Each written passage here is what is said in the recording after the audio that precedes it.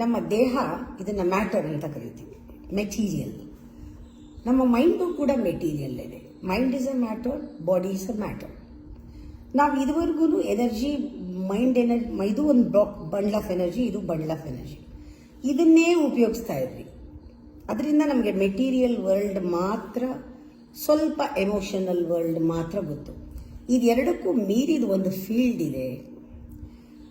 ಆ quantum field ಏನಿದೆ, ಅದರಿಂದ ನಾವು ಎನರ್ಜಿನ ಯಾವ ರೀತಿ ಎನರ್ಜಿನ ಜನರೇಟ್ ಮಾಡೋದು, ಹೈಯರ್ ಲೆವೆಲ್ ಆಫ್ ಕಾನ್ಷಿಯಸ್ನೆಸ್ ಹೇಗೆ ಹೋಗೋದು, ಇದಕ್ಕೆ ಒಂದೇ ಒಂದು ದಾರಿ ಏನಂದರೆ ಬಾಡಿ ಮ್ಯಾಟರ್ ಆಗಿರೋದ್ರಿಂದ ಐ ಆಮ್ ನೋ ಬಡಿ ಅಂತ ಕೂತ್ಕೊಳ್ಳೋದು. Body to nobodiness. I am nobody, ನಾನು ಯಾರೂ ಅಲ್ಲ, ನನ್ನ ದೇಹ ಅಲ್ಲ, ಮನಸ್ಸಲ್ಲ, ಯಾವುದೂ ಅಲ್ಲ. 10 ನಿಮಿಷ ರಿಲ್ಯಾಕ್ಸ್ ಮಾಡಿ, ಆಮೇಲೆ ಇದ್ದೇ ಇದೆ 10 ನಿಮಿಷ ನಾನು ಯಾರೂ ಅಲ್ಲ, ನಾನು ಆರಾಮಾಗಿದ್ದೀನಿ ಅಂತ ಕೂತ್ಕೊಳ್ಳಿ. ಈಗ ನಿಮ್ಮ ಅಟೆನ್ಷನ್ ಎಲ್ಲಿದೆ? Where you place your attention is the energy field. ಆ ಎನರ್ಜಿ ಫೀಲ್ಡ್ಗೆ ಕಡೆಗೆ ನಮ್ಗೆ ಅಟೆನ್ಷನ್ ಬೀಳುತ್ತೆ. ಇದು ಮೆಟೀರಿಯಲ್ ಪ್ಲೇಸ್ ಅಲ್ಲ, ಇಮ್ಮೆಟೀರಿಯಲ್. ಇದು ಬಿಯಾಂಡ್ ಮೆಟೀರಿಯಲ್, ದೇಹ ಮನಸ್ಸಿಗೆ ಮೀರಿದ್ದು. ಅದನ್ನು ಕ್ವಾಂಟಮ್ ಫೀಲ್ಡ್ ಅಂತ ಹೇಳ್ತಾರೆ. ಈ ಕ್ವಾಂಟಮ್ ಫೀಲ್ಡಲ್ಲಿ ಇದು ಒಂದು ಇನ್ವಿಸಿಬಲ್ ಫೀಲ್ಡ್, ಕಣ್ಣಿಗೆ ಕಾಣೋದಿಲ್ಲ energy field.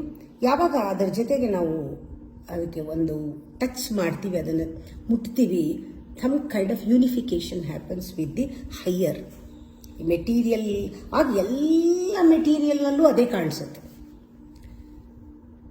When you creating from that field ಎಲ್ಲದರಲ್ಲೂ, ಆವಾಗ ನಿಮ್ಮ ಕ್ಲಿಯರ್ ಇಂಟೆನ್ಷನ್ಸ್, ಅದನ್ನು ಇಂಟ್ಯೂಷನ್ ಅಂತ ಹೇಳ್ತಾರೆ.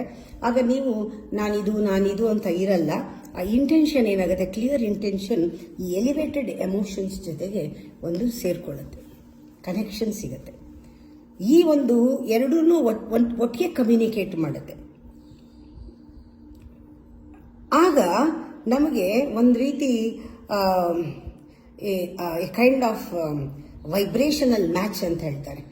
ನಮಗೂ ಆ ದೊಡ್ಡದಕ್ಕೂ ಒಂದು ಕನೆಕ್ಷನ್ ಸಿಕ್ಕಿದ ತಕ್ಷಣ ಒಂದು ವೈಬ್ರೇಷನಲ್ಲಿ ಒಂದು ಹಾರ್ಮೋನಿ ಉಂಟಾಗುತ್ತೆ. ಆವಾಗ ಫ್ಯೂಚರ್ ಕಾಣಿಸುತ್ತೆ. ಅಂದರೆ ಅದು ನಾವೊಂದು ಶೃಂಗದ ಮೇಲೆ ಇದ್ದು ಅದು ಒಂಥರ ಕೊಲ್ಯಾಪ್ಸ್ ಆದಾಗ ಎಲ್ಲನೂ ಪೂರ್ತಿ ಕರಗೋಗಿ ನಾವು ಒಂದಾಗೋ ಥರ ಮುಂದೆ ಫ್ಯೂಚರ್ ಕಾಣಿಸುತ್ತೆ.